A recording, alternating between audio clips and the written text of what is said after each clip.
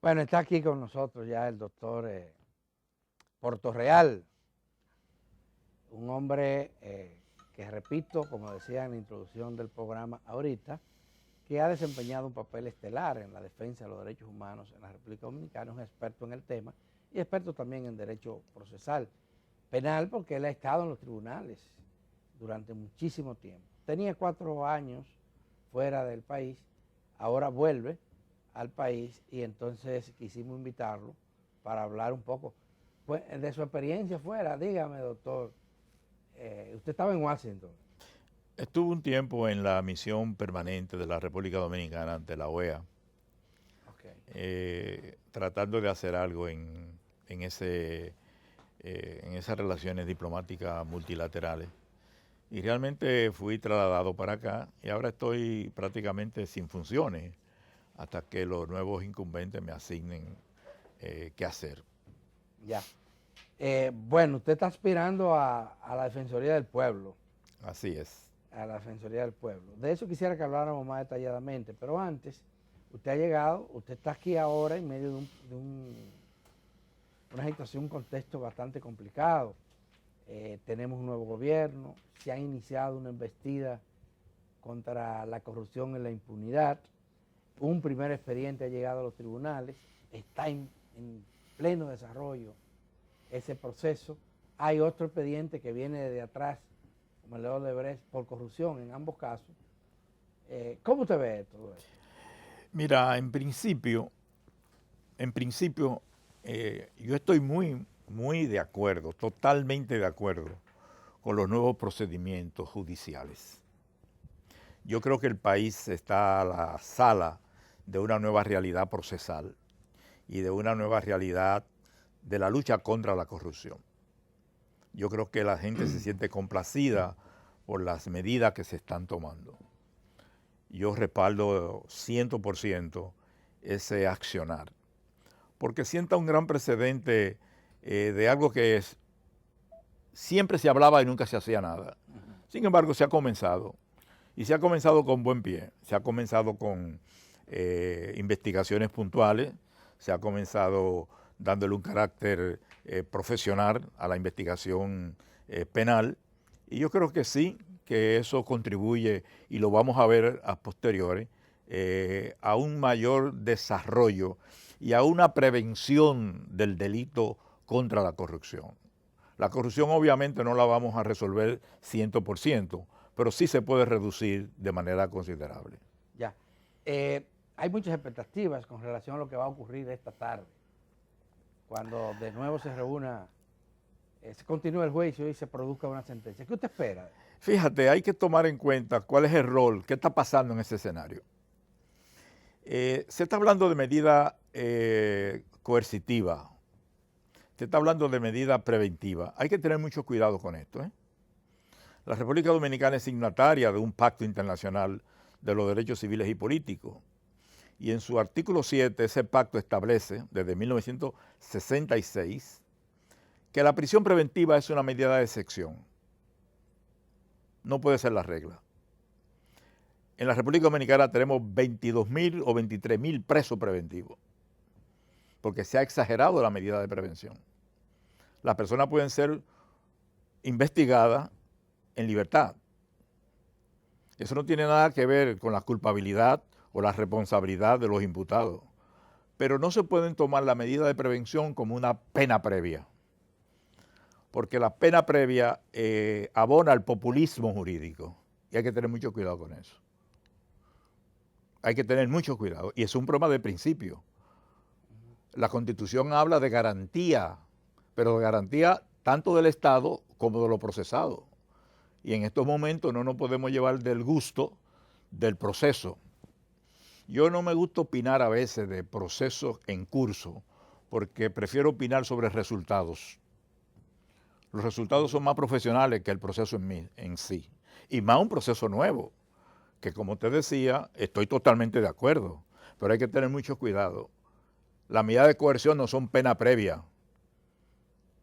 Y aquí hay un sector de prensa que establece o cree que una medida de coerción es una pena previa, cuando la medida de coerción, y lo dice un libro del propio juez que conoce este caso, es para implementar, investigar y saber de las acusaciones que hay. El país está en la expectativa por dos razones, y es que ha habido mucha burla en la lucha contra la corrupción. Y sobre todo, si tú coges el expediente, te vas a dar cuenta de que faltan personas.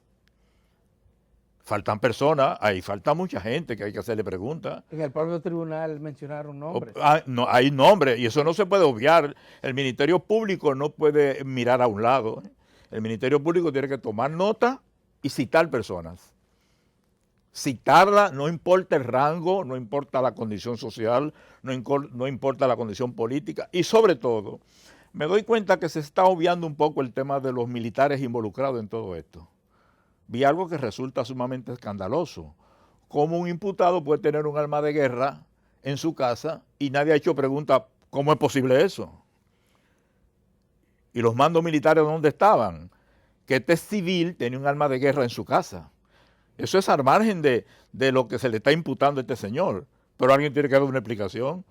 ¿Cuántos civiles están en esas condiciones que tienen armas de guerra en su casa? Y un coronel, o sea, a un imputado. Vamos a hacer preguntas. O sea, no vamos a hacer preguntas que sean complacientes o que a mí me gusten. No, es que se están desprendiendo cosas que son graves, absolutamente graves, y mucha gente tiene que dar explicaciones. O sea, esto no es una novela que sea capítulo 1, capítulo 2. No. Esto es un proceso muy serio.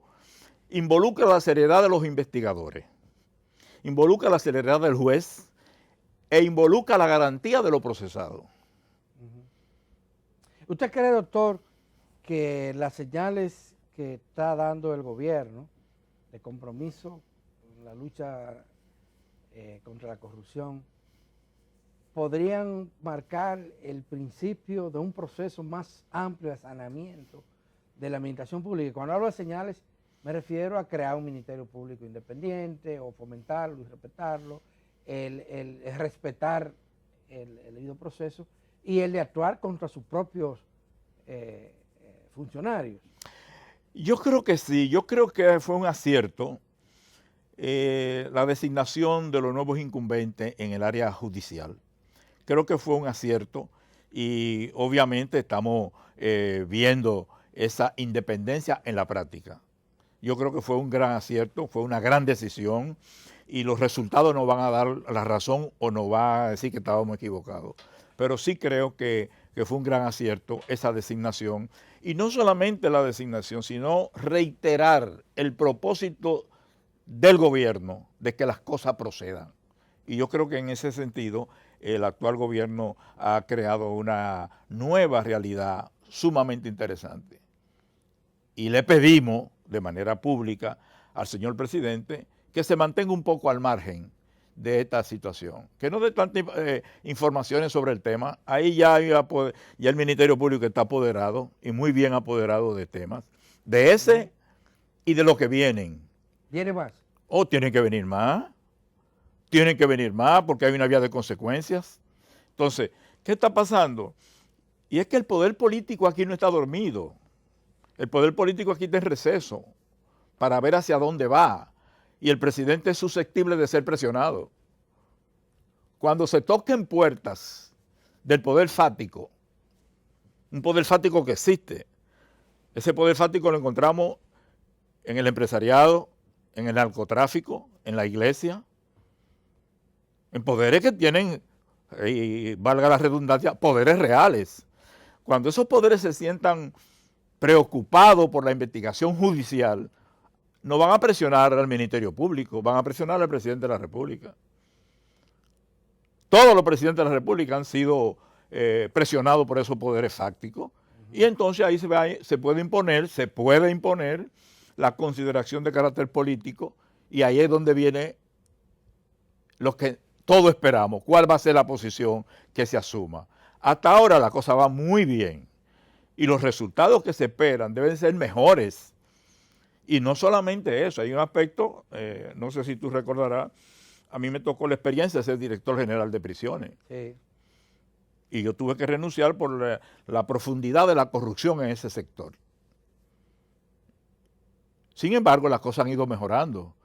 Hay escenarios donde mucha de esa gente tiene que ir a recibir condena previa. Sin embargo, el problema no es solamente el problema procesal, sino la resultante de esta política anticorrupción. Hay algo que me ha llevado de sorpresa. Como una funcionaria que investigaba la lucha antilavado se convierte en abogada de una de las personas acusadas. Esto habla de la calidad ética de esa persona. Eso es un desastre. Entonces, los aspectos no solamente son del gobierno, depende también del ejercicio de un grupo de abogados inescrupulosos y de personas que no tienen esa capacidad profesional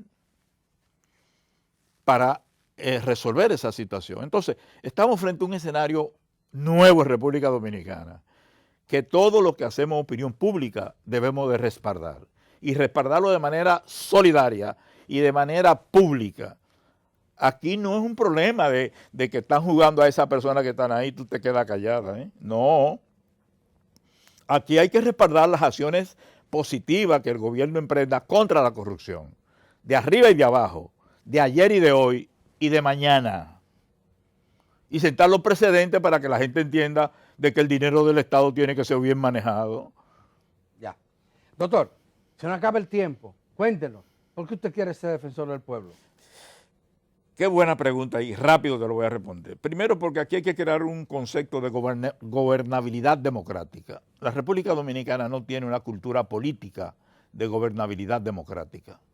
En ningún acto público del Estado tú has visto sentado a los representantes de la oposición en el Congreso en un momento determinado. En la rendición de cuentas, por ejemplo. Entonces, este país es necesario que ese estamento conocido como Defensoría del Pueblo asuma el rol que le da la Constitución. Uno de los roles que tiene que asumir es que es una autoridad independiente. Autoridad independiente. Estábamos hablando ahorita de la cantidad de superintendencias que hay en el país. ¿Y quién le da seguimiento a esas superintendencias? ¿Quién le hace cuestionamiento a esa superintendencia? Aquí hay estamentos que son intocables. Entonces hace falta una figura pública como el defensor del pueblo que haga preguntas. Que haga preguntas y que envíe a los estamentos necesarios las consecuencias de lo que se encuentre. Pero esas preguntas tienen que venir de lo que las personas deseen hacer, de lo que el pueblo quiera hacer. Yo tengo un eslogan que no es mío, que lo copié de uno de los países que vi una función de un defensor del pueblo, gran amigo, que me decía, no te quejes si no te quejas. La democracia está en función de lo que hacemos vida pública dentro de la democracia. El debido proceso de la ley no es del Estado, también es del ciudadano. Entonces, si tú no te quejas, no le pidas a otro que haga algo. ¿Qué tú has hecho por el país? O la famosa frase que se le atribuye a John Kennedy, que no es de él, no preguntes qué tú haces por ti, sino qué tú haces por el país, algo así. O sea, si tú no te mueves en función de los intereses que tú quieres hacer, no le pregunte al otro qué tú vas a hacer. Un defensor del pueblo debe de canalizar esos intereses. Bueno, gracias, doctor Ramón Martínez Portorreal, por esta interesante conversación que hemos obtenido hoy. Yo creo que todas y todos hemos aprendido. Volvió Ramón Martínez Portorreal y qué bueno que esté aquí, porque él, siendo defensor del pueblo o no siéndolo, como quiera, está del lado de la protección y defensa de los derechos humanos y de los mejores intereses de este país. Vamos a pasar de inmediato a conversar con Antonio Siriaco, quien es nuestro consultor gratuito, nuestro asesor en materia de economía en este programa. Qué bueno. Gracias, doctor. Gracias.